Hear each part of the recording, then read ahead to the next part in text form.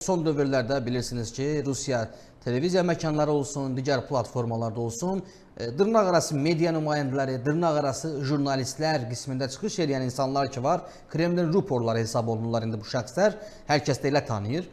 Bu şəxslər Azərbaycanı, Azərbaycan rəhbərliyini təhdid etməkdən belə çəkinmirlər, tənqid edirlər, təhqir edirlər. Hətta Solovyovun ötən günkü açıqlamasını yəqin siz də oxudunuz. Deməli, açıqlamasında belə bir cümlə var ki, Azərbaycan Xarici İşlər Nazirliyi, misal üçün, Ukraynaya niyə getdi? Bu Solovyovun həddindədirmi? Ümumiyyətlə, müstəqil bir dövlətin Xarici İşlər Nazirinin hər hansı bir səfərinə necə bunlar rahatlıqla belə reaksiya verə bilirlər və iki ölkə arasındakı münasibətlərin gələcək perspektivini necə görürsünüz? Rusif bəy, xatırlayırsınızsa dəfələrlə demişəm ki, Rusiya-Azərbaycan münasibətləri ənənəvi əvvəlki kimi olmayacaq. Yəni, nə qədər ki, Kremldə bu hakimiyyət əyləşib və Kremlin dəhlizlərini zəbt edib bəlli bir qrup, güc strukturları və məsəl üçün onların təmsilçisi, prezidenti köməkçisi Kiriyenko, hansı ki nifrət eləyir bizə və o süz dediyimiz o itlər, hansılar ki Rus efirindən hürür, əksəriyyəti Kiriyenko və onun sağ əli media üzrə kurator Qromova tabi etdilər.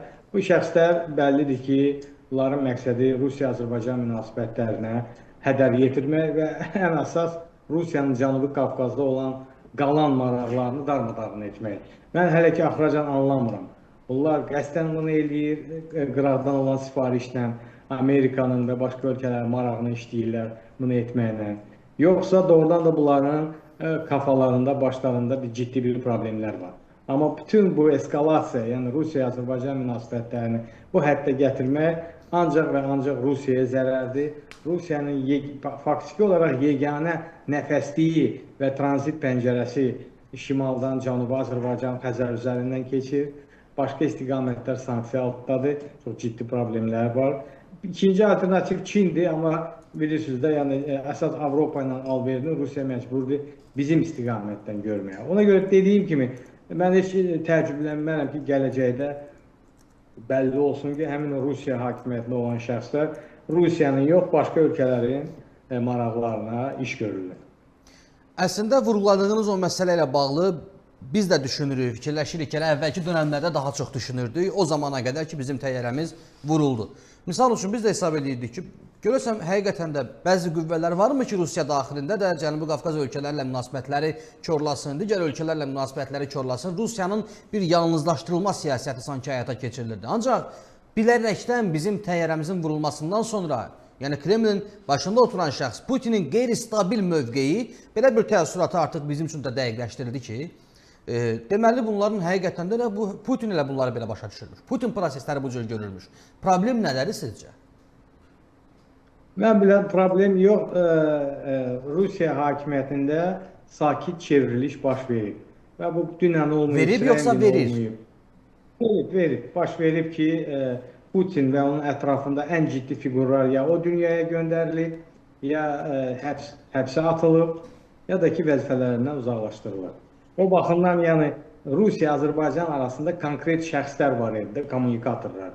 Hansılar ki münasibətləri qururdu, qoruyurdu, maraqları var idi. O şəxslərin faktiki olaraq heç biri qalmayıb. Əlavə olaraq Xarici İşlər Nazirliyinin funksiyası məhdudlaşdırılıb. Yəni bu funksiyanın böyük bir qismi Kiriyenko öz üzərinə götürüb. Prezident administrasiyasında xarici əlaqələr üzrə şöbə açıb. Faktiki olaraq Rusiyanın xarici siyasətini Xarici İşlər Nazirliyi yox, Kiriyenko'nun tabeliyində olan 3-4 adam edir. Yəni, mənə görə bu sakit çevriliş çoxdan Kremldə baş verib. Onun da təzahürlərini Rusiya-Azərbaycan münasibətlərində, Rusiya-Qazaxstan münasibətlərində və s.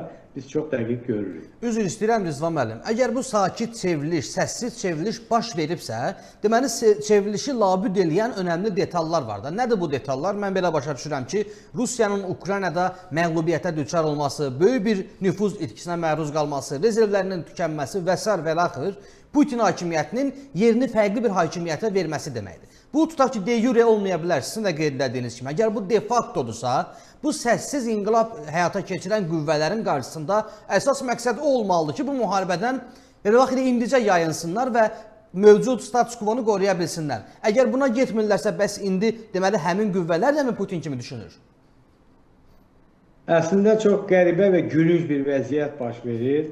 müharibənin harlanmasında maraqlı olan güc strukturları və onların ətrafında olan bəzi o familiyalarını da çəkdim şəxslərin hakimiyyəti zəbt eləməkdə marağı odur ki, müharibə qurtarmasın. Müharibənin gedişatı bunlara həm pul gətirir, həm hərbi sənaye kompleks, həm güc strukturları. Yəni bu qrupla danışıqlar aparmaq mənasızdır. Biz görürük ki, nə Vaşinqtonun, nə Türkiyənin, heç kimin təşəbbüsləri nəticə vermir. Ona görə ki, müharibə dayansa, həmin o hakimiyyəti zəbt edən qrupu elə Kreml ətrafındakı ağaclarda asacaqlar. Və bütün müharibənin məğlubiyyətini, uğursuzluğunu onların belinə yazacaqlar. Ya xatırlayırsınızsa bu Prigojinin uğursuz yürüyüşündən sonra elə o mən dediyim sakit çevriliş, səssiz çevriliş Kremldə baş verib. Və bundan sonra fikir verir, Rusiya-Azərbaycan münasibətləri kəskin halda negativ formatda inkişaf etdirir.